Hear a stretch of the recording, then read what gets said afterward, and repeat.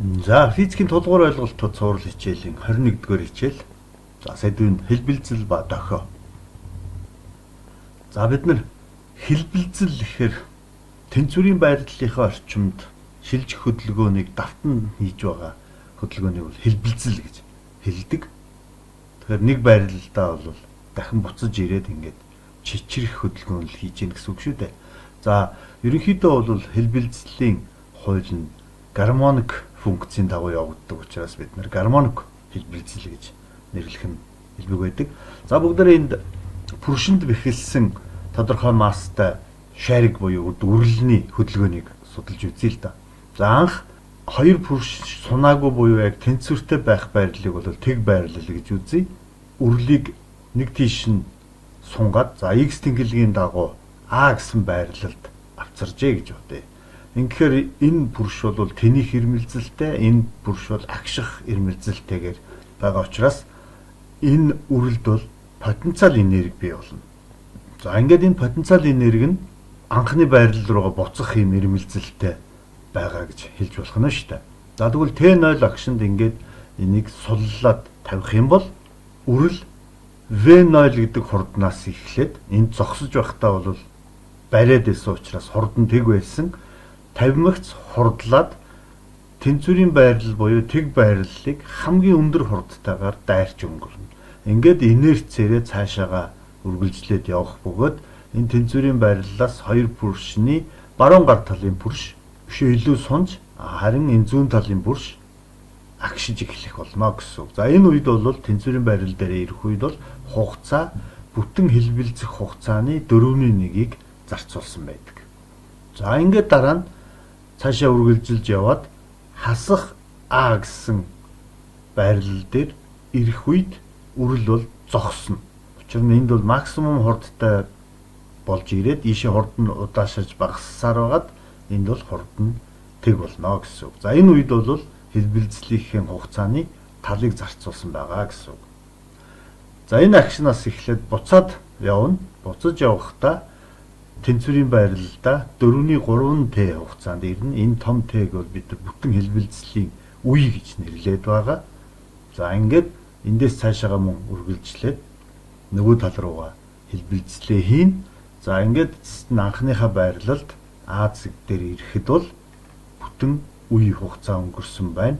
Мөн яг энэ зэг дээр хурдан тэг болоод үүнээс цаашаа бол хурдан эсрэг чиглэлд мөн давтагдаад явна гэсэн үг. За ийм маягаар бол үрэл бол хоёр тийшээ хэлбэлзэх хөдөлгөөн хийнэ. Үүнийг бид нэр гармоник хэлбэлзэл гэдэг байгаа. Учир нь байрлалыг нь 0-оос А хүртэл мөн буцаад хасах А хүртэл ингээд хэлбэлзэхдээ X тэнхлэгийн дагуух байрлал нь далайцсан А гэдэг хэмжээтэй косинус омега T гэсэн хуулиар явагдана гэж хэлж байгаа. Энийг бол бид нэр гармоник функцийн хуулиар явагдаж байгаа учраас гармоник хэлбэлзэл гэж нэрлэдэг байна.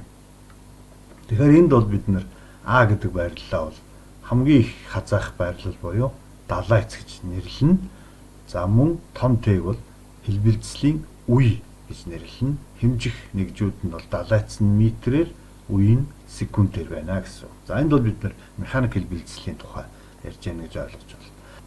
Үеийн уруу хэмжигдэхүүнийг бид нэр давтамж гэж нэрлээд нэгийг хуваах нь секунд гэдэг нэгжтэй бөгөөд түүнийг хөрвүүлээд герц гэж нэрлэдэг. За энэ бол Германы физикч Рудольф Херц гэдэг эрдэмтний нэрээр хүндэтгэж нэрлэж үлдээсэн юм нэгж байгаа. За тэгвэл энд тойрог давтамж буюу одоо хэлбэлзлийн өнцөг хурд гэсэн ойлголт орж ирдэг. За бид нар бол зарим тохиолдолд үүнийг бол тойрог давтамжаар нэрлэдэг.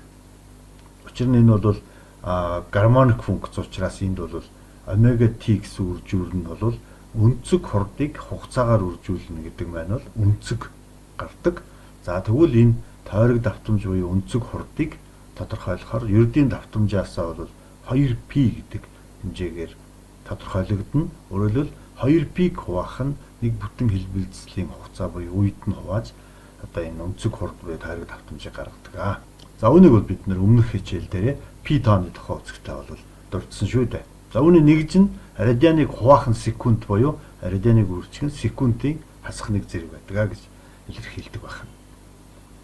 За хэлбэлзлийн функцийн уламжлал бол өөрөөр хэлэх юм бол энэ хэлбэлзлийн функц буюу байршлын функцээс уламжлал авах юм бол dx dt гэдэг нь бол байрлалыг хугацаатай харьцуулсан хурд гэдэг ойлголт гарч ирдэг.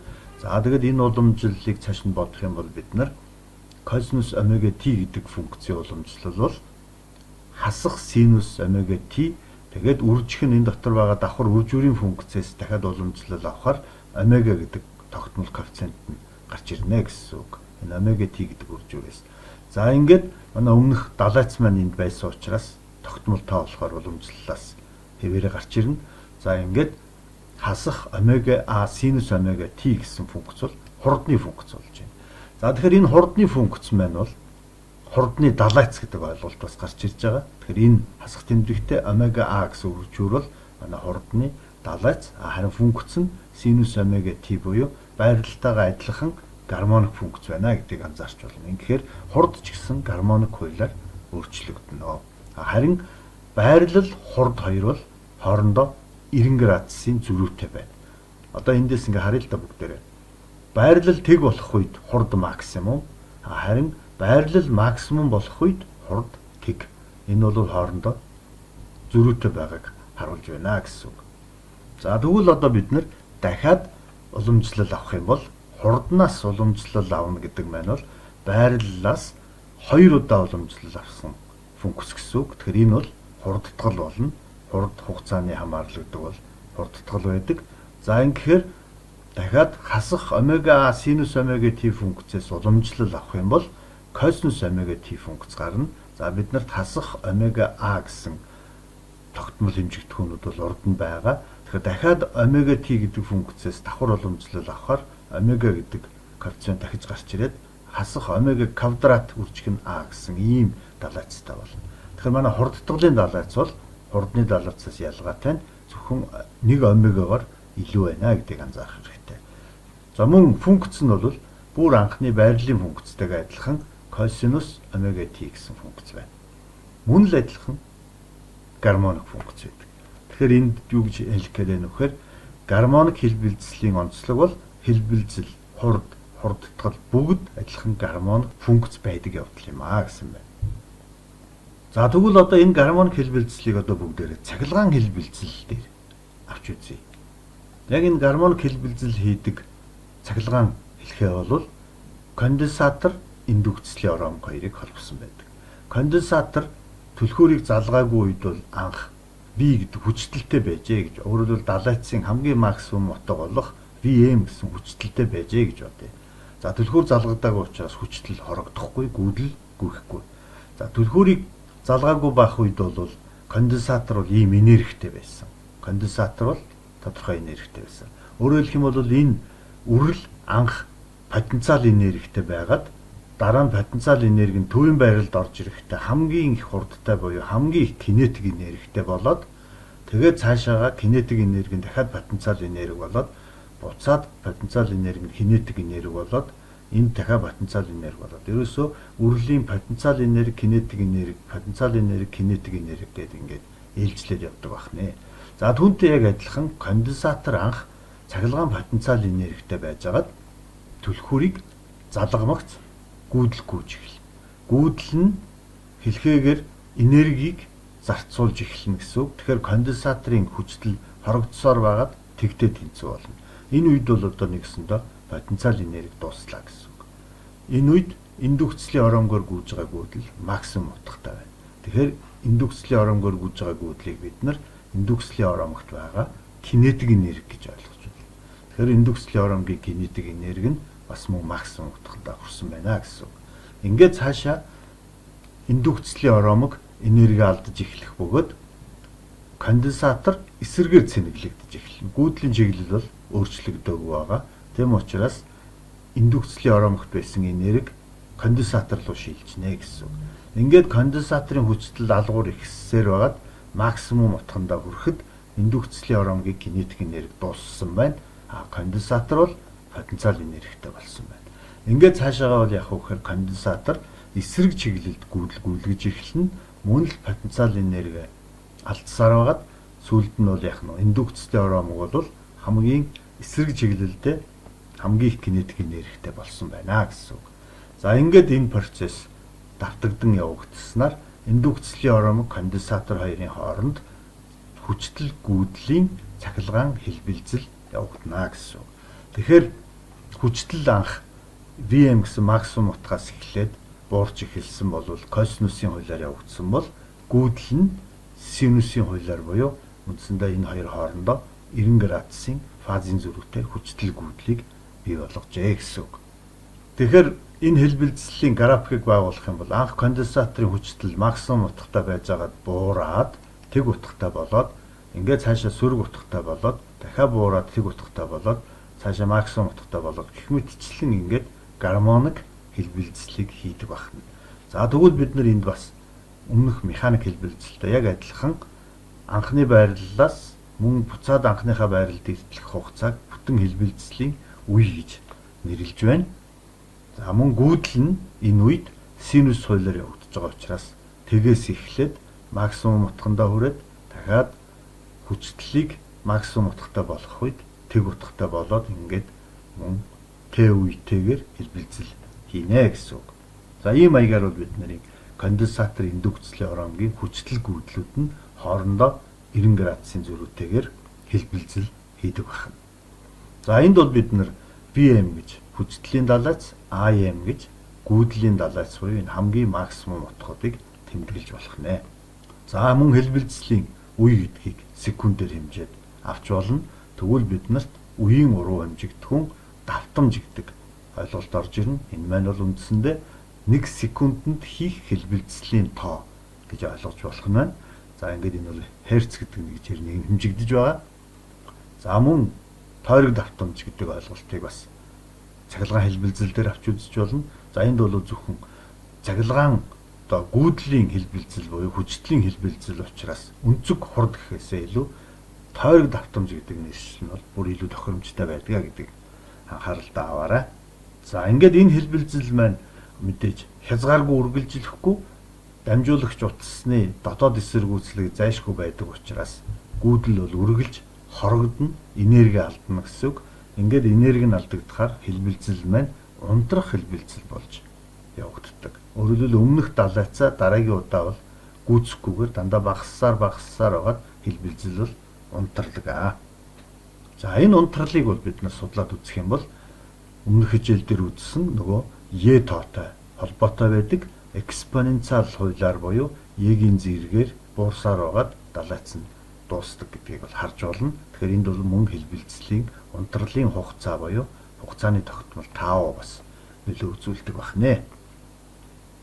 За тэгвэл энд унтарч байгаа энэ хэлбэлцлийг бид нар ердийн гармоник хэлбэлцэл нь бол далайцыг үржих нь косинус омега t гэсэн хуулиар явагдана гэж үздэг бол далайц нь экспоненциал хуулиар буурна гэд мөн давхар функц үржигдэж орж ирж байгааг анзаарах хэрэгтэй. За тэгвэл бид нар энд конденсатор болон индукцлийн оромгоор гүйж байгаа гүйдэл тэгээд хүчтлүүдийг нь гармоник функцээр илэрхийлээд ингээд авлаа. Тэгэхээр энд зэрэгцээ холбогдсон хоёр элемент. Энэ бол цуваа гүйдлийн хувьд бол цуваа байгаа юм шиг боловч ингээд харахад бол зэрэгцээ холбогдсон юм шиг байна гэж анзаарч болно. Тэгэхээр хүчтлүүд нь бас ижилхэн байна. Индукцлийн оромог дээр байгаа хүчтэл, конденсатор дээр байгаа хүчтэл бол ижилхэн байна. За тэгвэл индукцлийн оромгийн хүчтэл нь гүйдлээс нь уламжлал аваад индукцлээр нь үржүүлэхээр гардаг гэдгийг бид нэр өмнө хичээл дээр үзсэн байгаа. Индукцлэл дараа нь бол гүйдлээс авсан уламжлал гэдэг бол энэ гүйдлийн функцээс уламжлал авна гэсэн үг. Мөн түрүүчийн механик хэлбэлцэлээр хурд олдохтой яг адилхан бид нар синусийн уламжлал бол косинус байна гэдгийг мэдж байгаа. Харин омега t гэсэн давхар функцээс уламжлал дахиад авахаар омега гэсэн коэффициент нь гарч ирээд үржигдэнэ. Тэгэхээр омега L гүйдлийн далайц гэсэн үржүүр нь хүчтлийн далайц болж гарч ирж байгаа нь харагдаж байна гэсэн үг. Хүчтэл маань өөрөө далайцтай косинус гэсэн функц байдаг бол мөн энд косинус гэсэн функц байна. Харин далайц нь энэ гурван үржүүрээр тодорхойлогдно. За ингээд харах юм бол Омын хуулиар хүчтлийг гүйдэлд харьцуулах юм бол эсэргүүцэл гардаг. Гэхдээ манай энэ тохиолдолд бол эсэргүүцэл гарахгүй. Энэ гарсан хэмжигдэхүүнийг бол бид нар юу гэж нэрлэдэг вэ гэхээр индукцлийн оромгийн реактанс гэж хэлдэг ба энийг монголоор орчуулах юм бол эсрэг үйлчлэл гэж орчуулагдана. За гэхдээ манай Монгол Улсын их сургуулийн зарим профессор багш нар бол энийг сүргүүцэл гэж орчуулах сандалтай байдаг. Эсэргүүцэл биш, сүргүүцэл гэсэн үг. Тэгэхээр ямар нэгэн байдлаар энэ эндүхцлэл одоо гүж байгаа гүйдэлд өөдөөс нь эсэргүүцэх биш бүр сүргүүцэж хүчтэл бий болгодог гэсэн үг. Өөрөө хүчтэл эндүхцэлдэг гэж бид нар ярьсан тийм ээ. Тийм учраас энэ бол сүргүүцэл юм аа гэж ойлгож байгаа. За тэгвэл үүнтэй адилхан конденсаторын гүйдэл багтаамжийг үржих нь хүчтлээс нь авсан уламжлал байдаг. Энэ бол конденсаторын томьёо. Энэ хоёр бол хоорондоо индукцлийн оромгийн хоёр бол гүйдэл хүчтлийн байран солигдсон болохоос биш маш хоорондоо адилхан байгааг анзаараарай. За тэгвэл одоо бид нэр хүчтэл нь Vm cosine omega t юм чинь түүнээс уламжлал аваад багтаамжаар үржүүлнэ гэсэн үг. Багтаамж бол тогтмол хэмжигдэх учраас уламжлал дотор орохгүй. Мөн Vm ч гэсэн тогтмол хэмжигдэх учраас уламжлалаас гараад ирнэ. За дахиад косинусын уламжлал бол хасах синус омега t гэдгийг бид мэдж байгаа. За тэгвэл давхар функц омега t-гээс дахиад нэг омега гарч ирээд ийм хэлбэртэй болох нэ. За эндээс бид нар дахиад нөгөө гүйдлийн далайц нь хүчтлийн далайцыг хасах омега c гэдэг үржүүрээр үржүүлсэнтэй тэнцүү болохыг харж болно. За эндээс бид нар дахиад омын хуулийг ашиглаад конденсаторын эсрэг үйлчлэлийг хүчтэл гүйдлийн харьцаагаар олох юм бол хасах тэмдэгтээ нэгийг хуваах нь омега c гэсэн хэмжигдэхүүн гарч ирж байна гэсэн. За энийг бол бид нар конденсаторын реактанс буюу эсрэг үйлчлэл гэж нэрлэж болно. За мөн конденсаторын сүргүүцэл гэж нэрлэж болох нэ гэсэн үг. За энэ хэлбэлзэл бол үндсэндээ конденсатор индукцлийн оромгийн энэ эсрэг үйлчлэлүүдийн хоорондоо энерги өгч авалцаж байгаа процесс юм. Өөрөөр хэлбэл индукцлийн оромгийнх нь омега L-ийн үржүүр, конденсаторынх нь бол нэгийг хуваах нь омега C-ийн үржүүр гэсэн ийм хоёр эсрэг үйлчлэл байна. Энэ хоёр эсрэг үйлчлэл хэмжээгээрээ тэнцэх юм бол нэг нэгэндээ хамгийн максимум энерги өгөх боломжтой болдог байна. Тэгвэл энэ хоёрыг хооронд нь тэнцвүүлж байгаа омега 0 гэсэн ийм хэмжигдэхүүн заавал олдно. Омегийг нь тодорхойлохын тулд ийш нь гаргаж үржүүлээд L-ийг нь ийш нь гаргаад хувааж болно. Тэгэх юм бол омега 0-ийн квадрат нь нэгийг хуваах нь LC буюу омега тэнцүү нэгийг хуваах нь язгуурын дор LC гэсэн ийм томьёо болно. Тэгээ үүнийг хэлбэлцлийн хүрээний резонансын давтамж гэж нэрлэдэг. Конденсатор индукцлийн оромг хоорондоо энерги өгж цахилгаан хэлбэлцэл хийхийг бид нэр хэлбэлцлийн хүрээ гэж нэрлэдэг бол энэ дотор болж байгаа процессын давтамж нь омега 0 гэсэн тогтмол хэмжигдэхүүн байх бөгөөд энэ нь индукцлийн оромг конденсаторын багтаамж хоёроор тодорхойлогдно. Үнийг резонансын давтамж гэж нэрлэдэг. За энэ хүртэл анхаарал хандуулсан та бүхэнд баярлалаа. Дараагийн хичээл хүртэл баярлалаа.